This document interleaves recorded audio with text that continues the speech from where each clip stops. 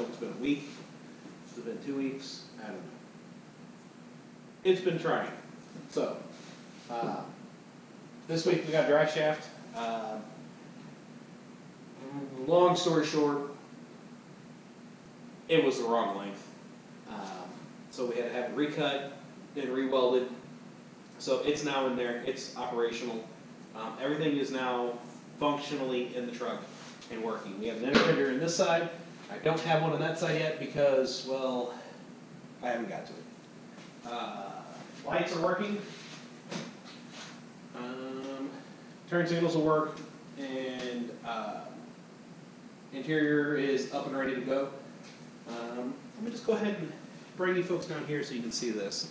But I have the original fuel filler welded up, welded in.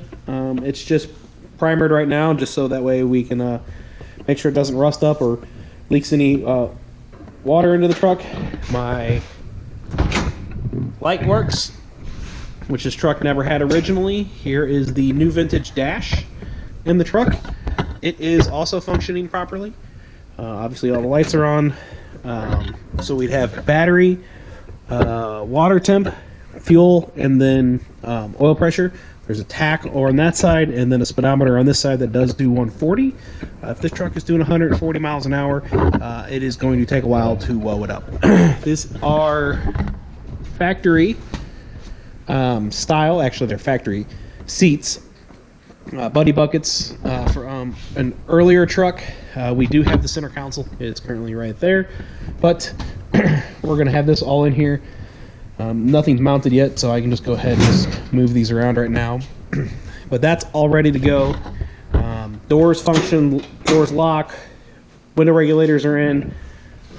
So basically the truck is ready to start driving. So we're going to start testing it tomorrow and making sure that everything functions properly, that we don't have any problems with shifting or anything like that. Those are bound to come up, but we're just trying to make sure that we have everything good to go before we go get some tires for it, and then he can start dailying this thing back and forth to work.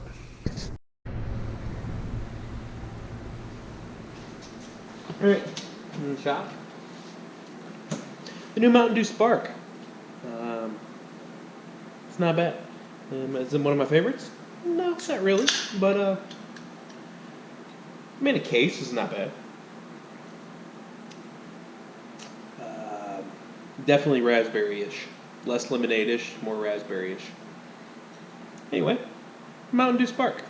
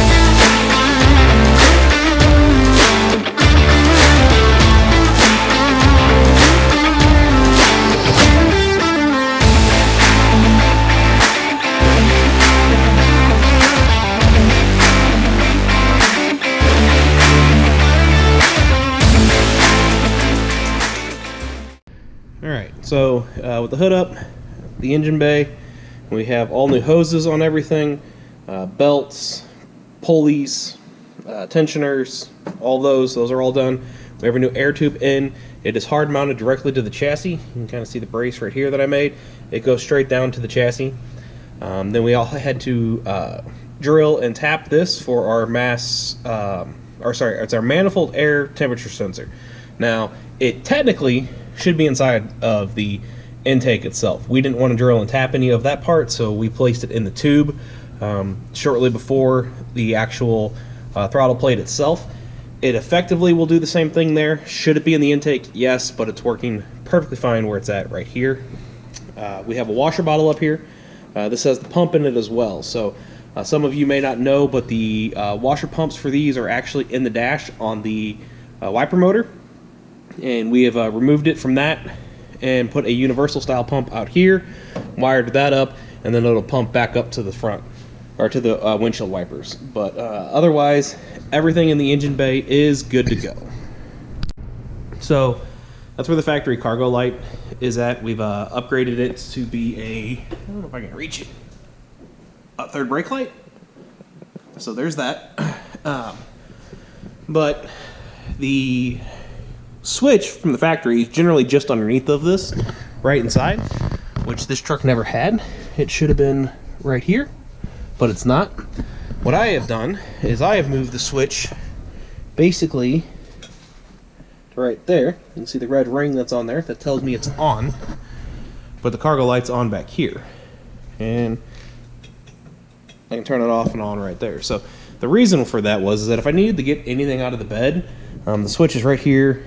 It's easy to get to, and then I could get what I needed out of the bed. So that was kind of the reason why we moved the switch to there, but actually that cargo light switch never worked right. It was all based off the dome light switch. So we've corrected that issue, got that done, and on to the next little thing.